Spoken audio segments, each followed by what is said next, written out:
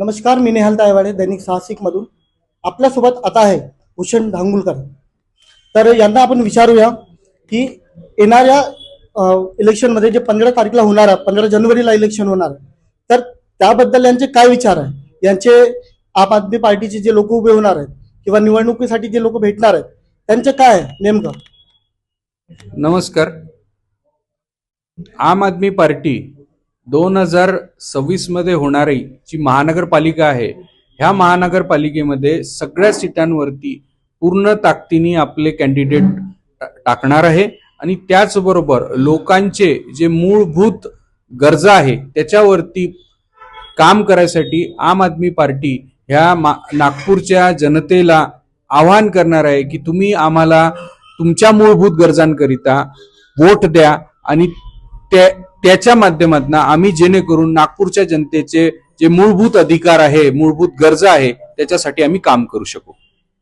तर तुमच्या माणसं निवडणुकीत लढण्यानंतर असं वाटतं का तुम्हाला की विपक्ष पार्टी त्यांच्या पडला जास्त भारी असणार किंवा कुठेतरी तुम्ही तुमचे काम दाखवून किंवा तुमच्या पडला भारी करून तुमचे काम दाखवणार.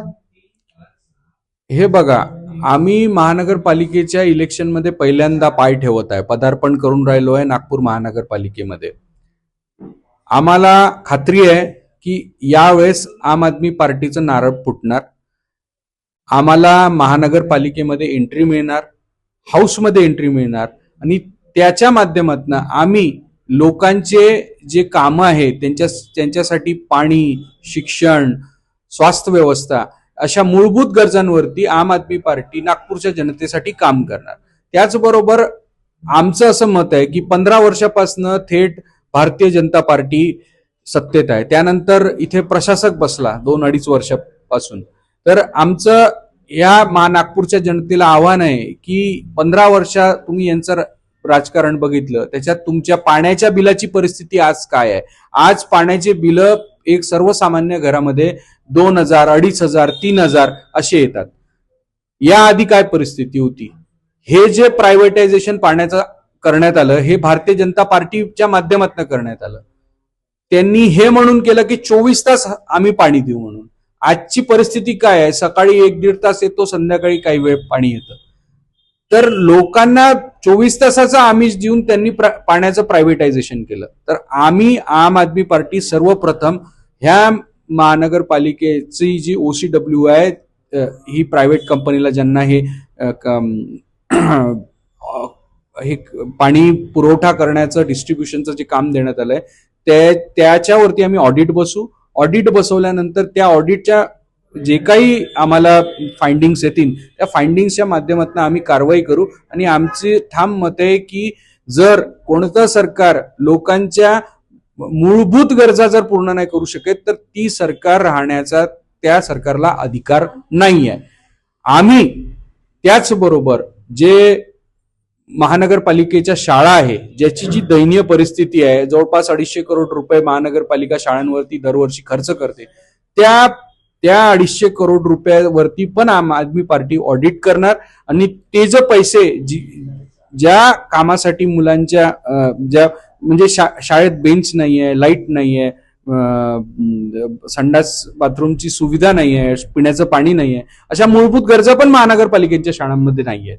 तर आम आदमी पार्टी चांगलं शिक्षण, चांगला स्वास्थ्य व्यवस्था आणि पाणी हे प्रमुख मुद्दे घेऊन महानगरपालिकेच्या इलेक्शन मध्ये उतरत आहे.